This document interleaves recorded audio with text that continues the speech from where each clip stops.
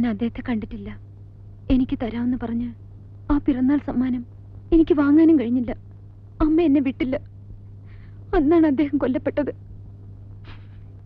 എന്റെ പിറന്നാൾ ദിവസം തന്നെ അദ്ദേഹം കൊല്ലപ്പെട്ടത്.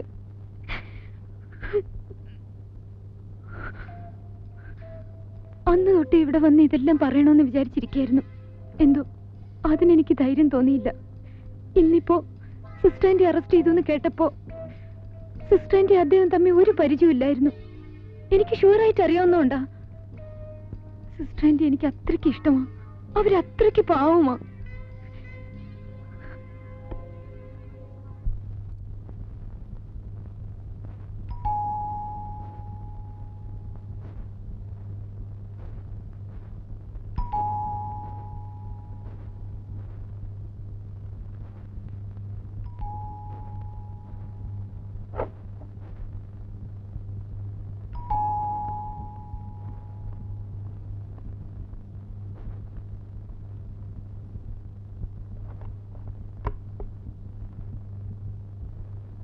ശില്പയുടെ അമ്മയല്ലേ? അതെ. ഞാൻ അനിലിന്റെ ബ്രദറാണ്, അച്യുതൻകുട്ടി.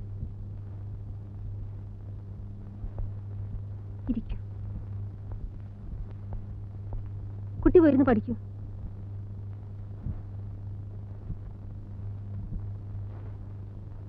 ആ ഡോറ് ക്ലോസ് ചെയ്തോളൂ.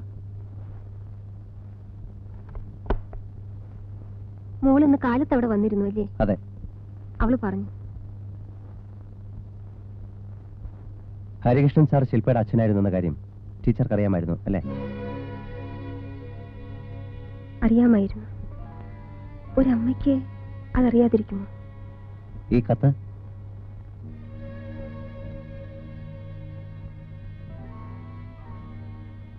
ഞാൻ എഴുതിയതാണ്. ഇത് എന്റേതാണ്. ഇത് അതും എന്റേതാണ്. ഇത് രണ്ടും കൊല നടന്ന മുറിയിൽ നിന്ന് കിട്ടിയതാണ്. ഈ ഊമക്കത്ത് സാറിന്റെ മേശയ്ക്കുള്ളിൽ നിന്നും. അറിയാം. ഭഗിനി സേവാമയി എന്ന് വിളിക്കുന്ന ആ സ്ത്രീക്ക് ഈ കൊലപാതകവുമായി എങ്ങനെയാ ബന്ധം വരുന്നത്? നിങ്ങൾ ഒരാൾക്ക് തനിച്ച് ഇങ്ങനൊരു മർഡർ ചെയ്യാനൊക്കെയില്ലെന്ന് എനിക്ക് നല്ല ഉറപ്പുണ്ട്. അതുകൊണ്ട് ചോദിച്ചാ. പാർവതിക്ക് ഇതിൽ യാതൊരു പങ്കുമില്ല. നിങ്ങൾ വെറുതെ ആ കുട്ടിയെ ഉപദ്രവിക്കുകയാണ് എന്നെനിക്ക് തോന്നുന്നില്ല. ജയിലിൽ ആ സ്ത്രീ മൗനവ്രതം തുടങ്ങിയിരിക്കുകയാണ്. ആരോടും ഒന്നും മിണ്ടുന്നില്ല. കേട്ടു. കൊല ചെയ്യുന്നതും കൊലയാളിക്ക് കൂട്ടു നിൽക്കുന്നതും അതുമായി ബന്ധപ്പെട്ട എന്തെങ്കിലും രഹസ്യം മനഃപൂർവ്വം ഒളിപ്പിച്ചു വെക്കുന്നതും എല്ലാം പണിഷബിൾ ആണ്. അറിയാം. ഈ എവിഡൻസ് മുഴുവൻ നിങ്ങളുടേതാണെന്ന് അറിഞ്ഞിട്ടും അവരെന്തുകൊണ്ടത് പുറത്തു പറയാൻ തയ്യാറാകുന്നില്ല? അതവളുടെ മനസ്സിന്റെ വലിപ്പം. നിങ്ങൾ തമ്മിലുള്ള അടുപ്പം എവിടെ തുടങ്ങുന്നു? 17 കൊല്ലം മുൻപ് കുറെ കാലം ഞങ്ങൾ ഒന്നിച്ച് വർക്ക് ചെയ്തിരുന്നു.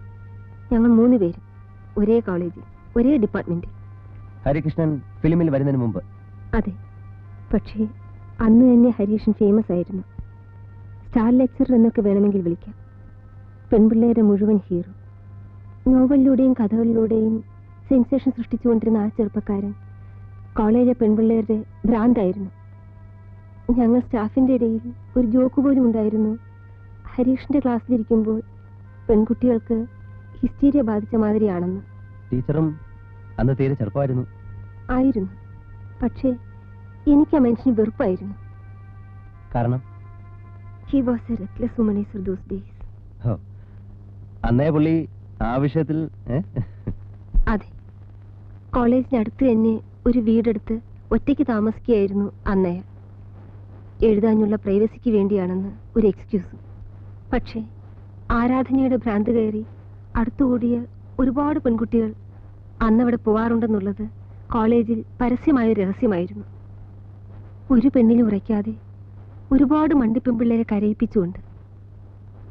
ഒരിക്കൽ കോളേജിലേക്കോ മറ്റോ സ്റ്റേജിന് പുറകിൽ വെച്ച് 2 PG സ്റ്റുഡൻസ് തമ്മിൽ തല്ലുപോലും ഉണ്ടായിട്ടുണ്ട് ഈ മനുഷ്യനെ ചൊല്ലി.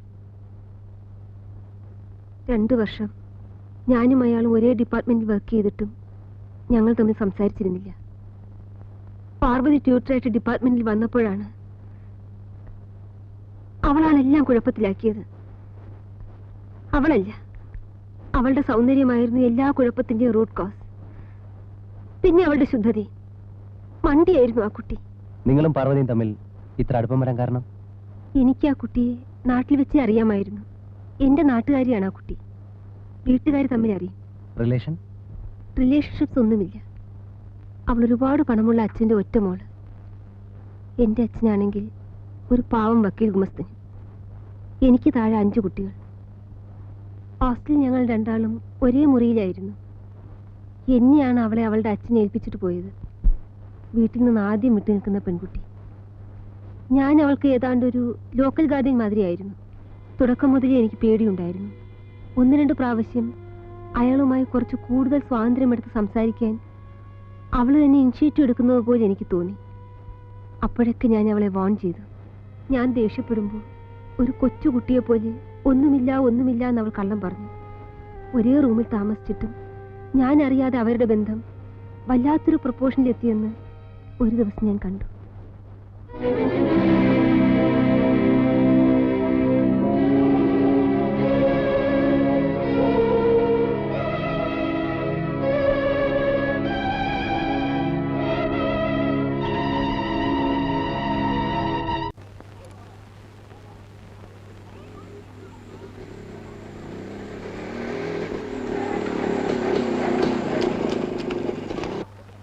ഉപദേശം കൊടുത്തു കേട്ടു. ഓ, അതിനു മുൻപ് അതവിടെ ഒന്ന് പറഞ്ഞു കഴിഞ്ഞു. എന്താ ഇനി അതിന്റെ പേരിൽ ഒരു അഡ്വൈസ് ഉണ്ടായിരിക്കും. നിങ്ങൾ എന്തിനാ ആവശ്യമില്ലാതെ ഞങ്ങളുടെ കാര്യത്തിൽ ഇടപെടുന്നത്? എന്നെയാണ് ആ കുട്ടിയുടെ അച്ഛൻ അതിനെ ഏൽപ്പിച്ചു തന്നിട്ട് പോയിരിക്കുന്നത്. I have some responsibility. ഞങ്ങൾക്കും കാര്യങ്ങളൊക്കെ തിരിച്ചറിയുന്നവരാ. അതെന്താ ടീച്ചർ ഓർക്കാത്തെ? നിങ്ങൾക്ക് തിരിച്ചറിവ് കൂടുതലല്ല, അവൾക്ക് തീരെ കുറവ്. എന്തിനാ കുട്ടിയെ കൂടി സ്പോയിൽ ചെയ്യുന്നത്? പാവാ അത്. എന്ത് സ്പോയിൽ ചെയ്യുന്ന നിങ്ങൾ ഈ പറയുന്നത്? അത് ഞാൻ അവളുടെ വീട്ടുകാരോട് പറഞ്ഞാൽ പോരെ? അത് ഞാൻ പറഞ്ഞോളാം. നിങ്ങൾ പറയുന്നു. ഞാൻ നിങ്ങൾ ഇന്നലെ അല്ലല്ലോ കാണാൻ തുടങ്ങിയത്. കമ്പയിൽ നല്ലൊരു സാരി ചുറ്റി കാണിച്ചാലും അവിടെ ബൈക്ക് നിർത്തുന്ന ആളാണ് നിങ്ങൾ. കുറച്ചുകൂടെ നാച്ചുറൽ ആയിട്ട് പറയാൻ ശ്രമിക്കണ്ടേ എലിയമ്മേ? ലീല പാവമായിരിക്കാം. അവൾക്ക് ഈ സമുദായത്തിന്റെ വിലക്കുകളെ പറ്റി ഒന്നും അറിഞ്ഞുകൂടാ. അവൾ തന്നെ ഞാൻ എവിടെയെല്ലാം തിരക്കി. ഇവിടെ നിൽക്കുകയാണോ? അപ്പൂട്ടിനുള്ളപ്പോൾ എനിക്കിങ്ങനെ പേടിയില്ല. അപ്പൂട്ടൻ പറയുന്നതെന്തും അനുസരിക്കാൻ ഞാൻ ഒരുക്കവുമാണ്. ഞാൻ പോട്ടെ. ലീലയല്ല, ലീലയുടെ അച്ഛനാണ് മറുപടി പറയേണ്ടത്. ഇങ്ങോട്ട് നോക്കരുത്. സ്ട്രെയിറ്റ് ആയിട്ട് നോക്കണം. ഞാൻ വിവാഹം കഴിക്കുന്നത് ഏത് പെൺകുട്ടി ആയിരിക്കണമെന്ന് തീരുമാനിക്കാനുള്ള സ്വാതന്ത്ര്യം എനിക്കുണ്ട്. ഞാനത് എന്റെ വീട്ടുകാരോട് പറഞ്ഞു കഴിഞ്ഞു. കുഞ്ഞേ, ഞങ്ങൾ പാവങ്ങളാണ്. വാ, നമുക്ക് ഹോസ്റ്റലിൽ പോവാം. ഇത് തീരുമ്പോഴേക്ക് ഇരുട്ടു. ചേച്ചി പൊയ്ക്കോളൂ, ഞാനും മൃദുലയും കൂടി വന്നോളാം. എന്ത് കാണാൻ വേണ്ടിട്ടാ താനിവിടെ വായി നോക്കി നിൽക്കുന്നത്? ഇയാളുടെ ഈ വട്ട് കണ്ടില്ലെങ്കിൽ തനിക്കെന്ത് ഉറക്കം വരില്ലേ? ചേച്ചിക്ക് ഇഷ്ടമില്ലെങ്കിൽ ചേച്ചി നിൽക്കണ്ട. ബാക്കിയുള്ളവർ എന്തിനാ വെറുതെ ഡിസ്റ്റർബ് ചെയ്യുന്നത്? ദേ കുട്ടി, തന്നെ അയാളെയും കണക്ട് ചെയ്ത് പിള്ളേർ ഇപ്പൊ തന്നെ അതും ഇതും പറഞ്ഞു തുടങ്ങിയിട്ടുണ്ട്. അതിന്റെ കൂടെ അങ്ങേറ് പിറകെ വെറുതെ ചുറ്റിക്കൂടി നിന്നിട്ട് ഇനി അത് വഷളാക്കണ്ട. എന്റെ കാര്യങ്ങൾ ഞാൻ നോക്കിക്കോളാം. Please don't disturb me. തന്റെ കാര്യങ്ങളിൽ എനിക്കും കൂടെ കുറച്ചൊരു കാര്യമുള്ളത് കൊണ്ടാണെന്ന് വെച്ചോ ഞാനിത് പറയുന്നത്. ഇവിടെ അതും ഇതും കേൾപ്പിച്ചിട്ട് വീട്ടിലേക്ക് ചെന്നാൽ കുട്ടിക്ക് ഫ്യൂച്ചറിൽ പ്രശ്നമായിരിക്കില്ല. പണമുണ്ടല്ലോ, ചണ്ടി തിന്നാൻ ഏതെങ്കിലും ഒരുത്തനെ കിട്ടുമായിരിക്കും. പക്ഷേ ഞാനും ആ നാട്ടിലേക്ക് തന്നെയാ ചെല്ലേണ്ടത്. എന്നെയും കൂടെ റിഫ്ലക്ട് ചെയ്യുന്ന തരത്തിൽ ബിഹേവ് ചെയ്യുന്നത് കൊണ്ടാ ഞാനത് സമ്മതിക്കില്ല എന്ന് പറഞ്ഞത്. നിങ്ങൾക്ക് എന്താ പ്രോബ്ലം? എനിക്കൊരു പ്രോബ്ലം ഇല്ല.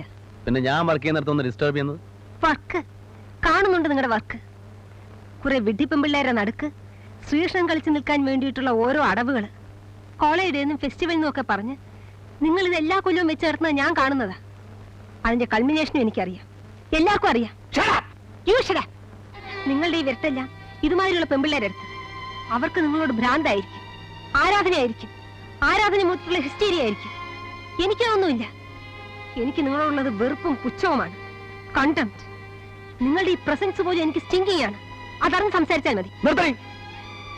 കോംപ്ലക്സ് തീർക്കാൻ കണ്ടുപിടിച്ച ഒരു സ്ഥലം. എന്ത് കോംപ്ലക്സ്? എനിക്ക് നിങ്ങളുടെ മുൻപിൽ ഒരു കോംപ്ലക്സിന്റെ ആവശ്യമില്ല. ഏത് നിലയിൽ നോക്കിയാലും നിങ്ങളാ inferior. You are a dirty heap of all the primitive complexes. നിങ്ങളെ ഒരു പുരുഷനും മൈൻഡ് ചെയ്യുന്നില്ല.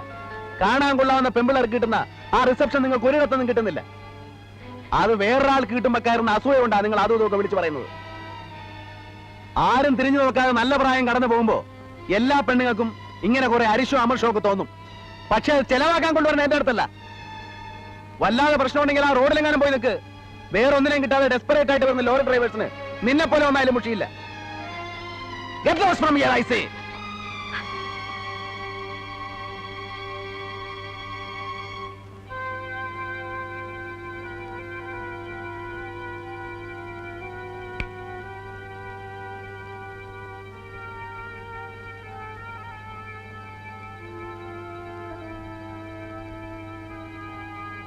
വല്ലാതെ പ്രശ്നമുണ്ടെങ്കിൽ ആ റോഡിലെങ്ങാനും പോയി നിൽക്ക്.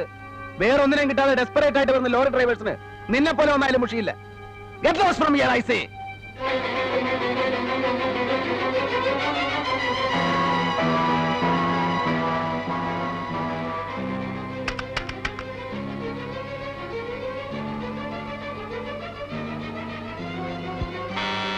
Yes, come in.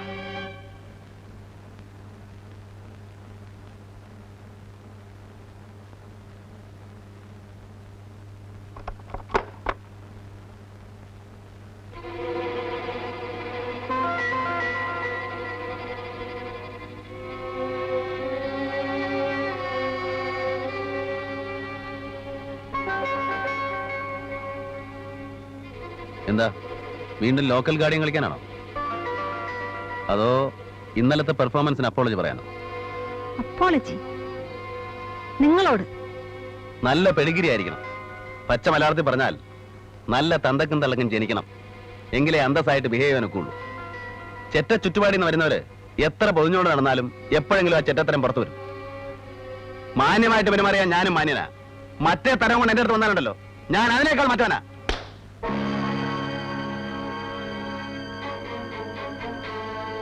ചെറ്റകൾ ഇവിടെ വന്നാലുടൻ നേരെ നിങ്ങളുടെ ബെഡിലേക്ക് ഓടുന്ന അവളുമാരാ. അത്തരക്കാരെ മാത്രമേ താൻ കണ്ടിട്ടുള്ളൂ. ഇനി പഠിച്ചോളൂ സ്ത്രീകളുടെ അടുത്ത് എങ്ങനെ ബിഹേവ് ചെയ്യണമെന്ന്.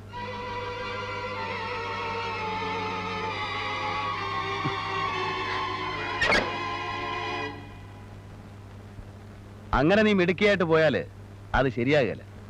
ഇത്രയും പറയുകയും കാണിക്കുകയും ഒക്കെ ചെയ്ത സ്ഥിതിക്ക് എന്റെ ബെഡ്റൂം കൂടെ ഒന്ന് കണ്ടിട്ട് പോയാൽ മതി. നിന്നോട് എനിക്ക് ഒരു താല്പര്യവുമില്ല. ഒരു മരക്കഷണത്തോട് തോന്നുന്ന വികാരം പോലും നിന്റെ ശരീരത്തോട് എനിക്ക് തോന്നുന്നില്ല. You are A third rate nasty frigid bitch, I know that.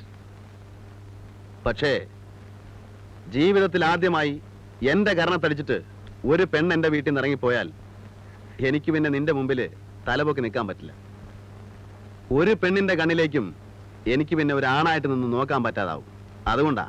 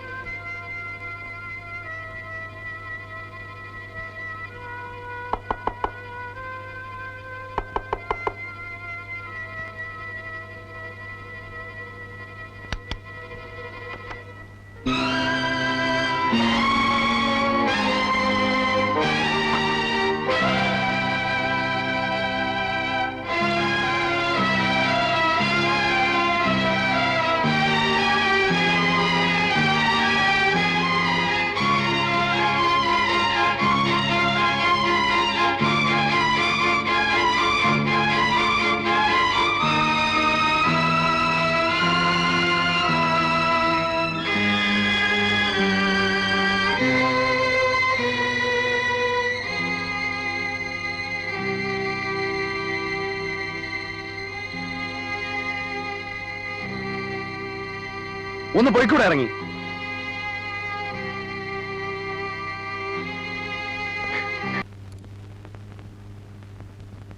ആ ദിവസത്തോടെ എല്ലാം കലങ്ങി. പാർവതി അന്ന് തന്നെ ഹോസ്റ്റലിൽ നിന്ന് സ്വന്തം വീട്ടിലേക്ക് പോയി, എനിക്കൊരു വിശദീകരണത്തിന് പോലും സമയം തരാതെ. അല്ലെങ്കിലും എനിക്കെന്താ വിശദീകരിക്കാനുണ്ടായിരുന്നത്? പിന്നെയും കോളേജിൽ വെച്ച് കണ്ടപ്പോൾ ഞങ്ങൾ പരസ്പരം അവോയ്ഡ് ചെയ്തു. അയാൾ എന്നെയും ഞാൻ അയാളെയും. 2 ആഴ്ച കഴിഞ്ഞ് കേട്ടത് പാർവതി ആശ്രമത്തിൽ ചേർന്ന ന്യൂസാണ്. അതെന്നെ ആകെ തളർത്തി. പക്ഷെ കൂടുതൽ തളർന്നത് ആ വാർത്ത ഹരീഷിനുണ്ടാക്കിയ റിയാക്ഷൻ അറിഞ്ഞപ്പോഴാണ്. അയാൾ ജോലി രാജിവെച്ചു. പാർവതി ആശ്രമത്തിൽ ചേർന്നത് അറിഞ്ഞുകൊണ്ട് മാത്രമായിരിക്കും? അതെ. അന്നു തൊട്ട് അയാൾ റെഗുലറായിട്ട് കോളേജിൽ വന്നിട്ടില്ല. പിന്നെ സിനിമയുടെ ലോകത്തിലേക്ക് നേരെ കൂപ്പുകുത്തുകയായിരുന്നു ആ മനുഷ്യൻ. ഒരുതരം സെൽഫ് ടോർച്ചറിങ് പോലെ, അല്ലെങ്കിൽ എസ്കേപ്പ് പോലെ. അയാൾ കോളേജിൽ നിന്ന് പോയി കിട്ടിയപ്പോ ശരിക്കും നിങ്ങൾക്കതൊരു വലിയ റിലീഫ് ആയിരുന്നിരിക്കണമല്ലോ. സത്യത്തിലായിരുന്നു. പക്ഷേ കുറച്ച് ദിവസം കൂടി കഴിഞ്ഞപ്പോൾ എനിക്ക് മനസ്സിലായി, എൻ്റെ ഉള്ളിൽ പാപത്തിന്റെ വിത്തെറിഞ്ഞിട്ടാണ് അയാൾ പോയതെന്ന്. അതറിഞ്ഞപ്പോൾ അയാളുമായി വീണ്ടും ബന്ധപ്പെടാൻ ശ്രമിച്ചില്ലേ? എന്തിന്? എനിക്ക് ആ മനുഷ്യനെ വീണ്ടും കാണുന്നതിനെ പറ്റി പോലും സങ്കല്പിക്കാൻ കഴിയുമായിരുന്നില്ല. അത്രയ്ക്ക് ഞാൻ അയാളെ വെറുത്തു കഴിഞ്ഞിരുന്നു. എൻ്റെ അച്ഛനൊരു പാവമായിരുന്നു, ഒരു പാവം വക്കീൽ ഗുമസ്തൻ. അമ്മയും അങ്ങനെ തന്നെ.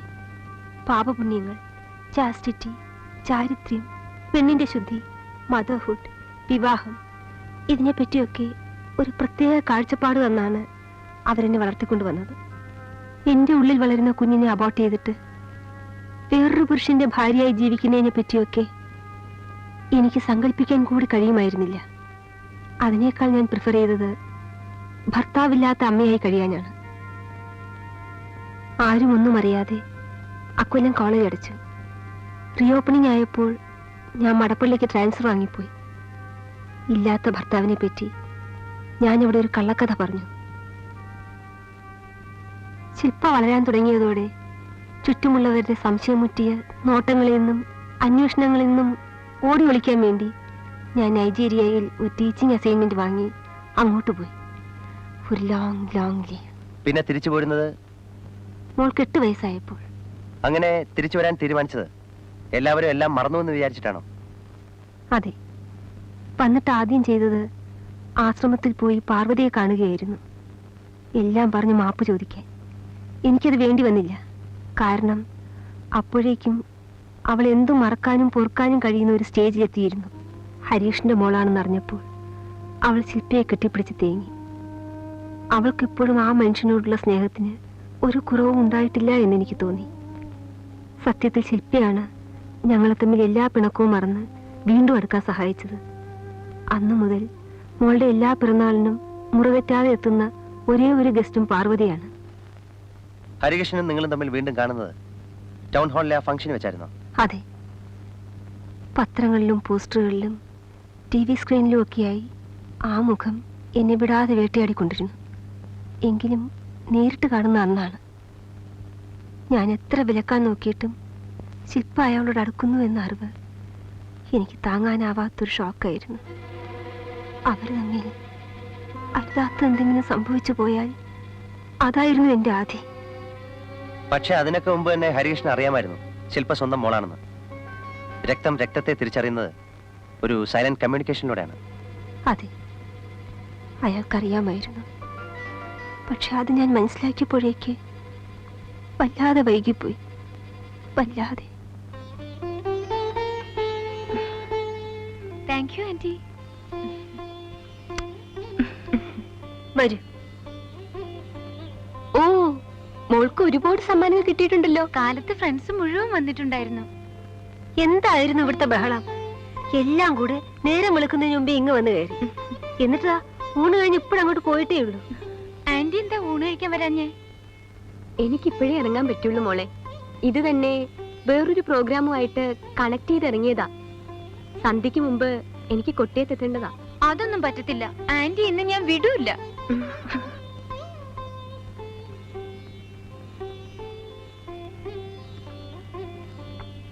ഈ നേരത്ത് എങ്ങോട്ടാ?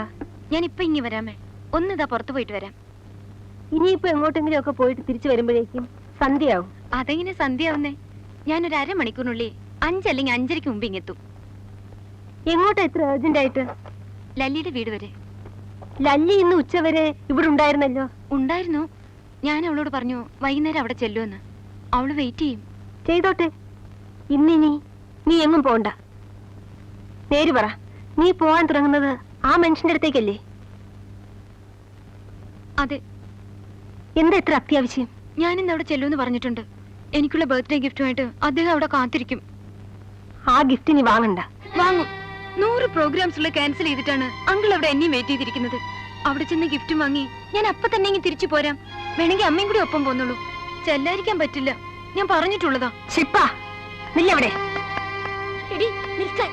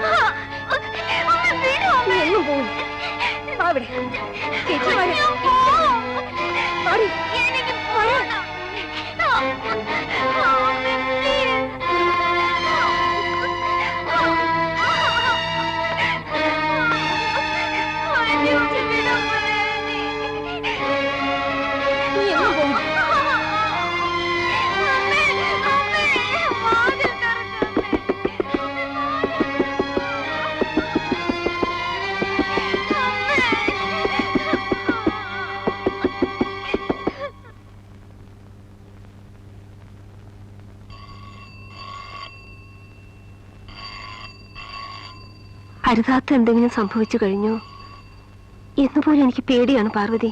ശേ, അങ്ങനെയൊന്നും ഉണ്ടാവില്ല. ഒരു പ്രാവശ്യം അവൾ അയാളുടെ സ്ഥലത്ത് പോയിട്ടുണ്ട്. ആ, അവളും വാശിക്കാരിയാ. എന്റെ ലൈഫ് നശിപ്പിച്ച മനുഷ്യൻ എന്റെ മോളുടെയും ലൈഫ് കശക്കിയെറിയാൻ തുടങ്ങുക എന്ന് പറഞ്ഞാൽ എല്ലാം മോളോട് പറഞ്ഞാലോ? പറയരുത്. പറഞ്ഞാൽ അതവളുടെ ജീവിതം തകർക്കും. ഇപ്പോഴവൾക്ക് ചൂണ്ടിക്കാണിക്കാൻ ഒരു അച്ഛനില്ലെന്നേ ഉള്ളൂ. ജന്മം കൊടുത്തിട്ട് ഓടിപ്പോയ ഒരച്ഛൻ. അവൾ ആ വിശ്വാസവുമായി പൊരുത്തപ്പെട്ട് കഴിഞ്ഞിട്ടുണ്ട്. അതങ്ങനെ നിന്നോട്ടെ. ഇത് വലുത് അവൾ അറിഞ്ഞാൽ, എങ്ങനെയെങ്കിലും അവളിൽ നിന്നത് പുറത്തു പോയാൽ ലോകത്തിന്റെ മുന്നിൽ അവളുടെ വിലയിടിയും. പിന്നെ ആളുകൾ അവളെ കാണുന്നത് ഏതോ ഒരു സിനിമാക്കാരന് ഏതോ ഒരു കേപ്പിലുണ്ടായ കുട്ടി എന്ന നിലയ്ക്കായിരിക്കും. അതവളുടെ മനസ്സ് തകർക്കും, ഭാവി തകർക്കും. നാട്ടുകാരുടെ മുൻപിൽ അയാൾക്ക് വേറെ ഭാര്യ ഇല്ലായിരുന്നെങ്കിൽ ഒരു പക്ഷേ ഞാനത് അവളോട് പറഞ്ഞേനെ. ഇതിപ്പോ അവൾ ഒറ്റയാളിന് വേണ്ടി മാത്രം ഇത്രയും കാലം ഞാൻ കിടന്ന് കഷ്ടപ്പെട്ടിട്ട്.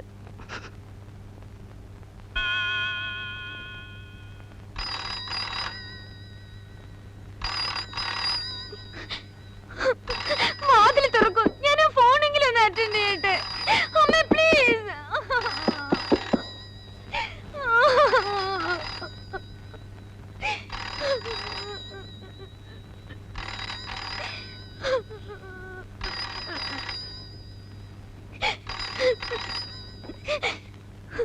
Hello hello